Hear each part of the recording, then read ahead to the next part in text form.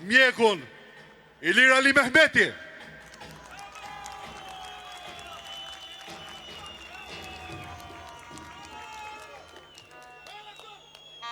Mirëmbrëma njerëz të lirë. Mirëmbrëma qendrestar që s'u dorëzut kurrë. Mirëmbrëma dhe gjithëve ju që me zemër e me shpirt doshit ishit tu, po u dobut nga shteti juaj. U dobut nga shteti juaj nga krika e rilindjes me Edi Ramën krye. Është fakt që mbi 1.6 milion shqiptar sot janë jashtë Shqipërisë. Është fakt që 1 ndër 5 shqiptar që sot është Shqipëri po mendon të largohet. Gjithë kjo për shkak politikave që ndjek Edi Rama dhe rilindja. Politika që bazohen në shpopullim dhe abuzim pasurive publike. Kujdes, to abuzime në lek, sa do kolosale janë, nuk janë thjesht abuzime në numra, por janë abuzime që çojnë shkolla pa nxënës. Janë abuzime që çojnë në spitale pa mjekë pa ilaçe. Janë abuzime që çojnë pronar pa prona. Janë abuzime që çojnë ekonomi pa të ardhme. E për gjitha këto, ka një emër, ka një përgjegjësi, dhe ky është Edi Rama. Një orë më parë, neve duhet t'i themi këtij njeriu që kishte pushtet absolut 13 vjet, që sot nuk ka më justifikime. Sot nuk ka më fajtor, nuk ka kush i ha më darda pas shpinë. Kur ke të gjithë pushtetin, ke dhe të gjithë përgjegjësinë.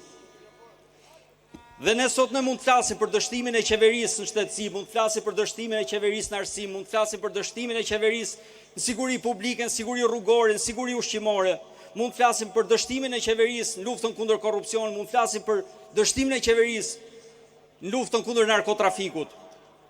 Por nuk ka akuzë më të madhe historike për një qeveri se sa populli kur ikën. Kur populli të largohet, kur populli shkon rrugëve të botës, kjo është akuza më e madhe publike shpopullimi këtij vendi. Këtu jemi të gjithë qartë miq.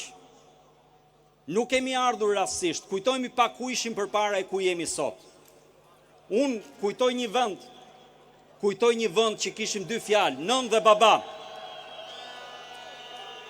Sot kemi prindin 1 dhe prindin 2 sipas asaj qeverie.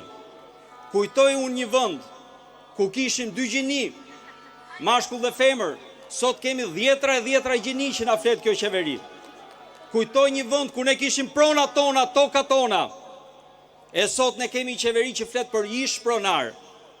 Kujtoj një vend ku neve ndërtonim rrugë kombëtare të sigurta, me rëndësi gjeostrategjike, e sot qeveria ndërton e abuzon rrugët tunele që bien brenda vitit.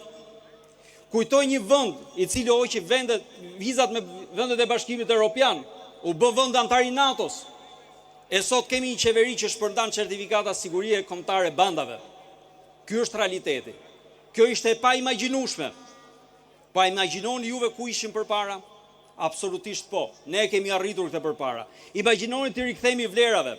Ta kthejmë Shqipërinë vlerën e familjes, ta kthejmë Shqipërinë vlerën e shoqërisë, ta kthejmë Shqipërinë në vlerën perëndimore europiane. E t'i rikthejmë ato 10 mijëra e 100 mijëra emigrante të rinj që i hikën, siç kemi bërë dhe më përpara. Po kjo vetë ndodhet me një hallk parë. Në radh parë duhet largohet rilindja, Edi Rama, ky vend këtu duhet çliruar një orë më parë. Me përndryshe asgjë tjetër s'është e mundur. E jo vetëm ne mund ta imagjinojmë këtë, po un kam këtu para syve të mi 10 burra dhe gra, që jo vetëm e imagjinojmë, po me besimin e tyre, me forcën e tyre, me kurajin e tyre, me përpjekjet e tyre, ata mund të arrijnë, e mund të arrijnë për ju, për familjet tuaja, për brezat që vinë për gjithë Shqipërinë. Zbashku po qëndrum, Shqipëria fiton. Zbashku po qëndrum, Shqipëria shkon përpara.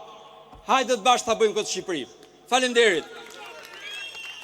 Hajde dhe zbashku themi Rama ik! Rama ik!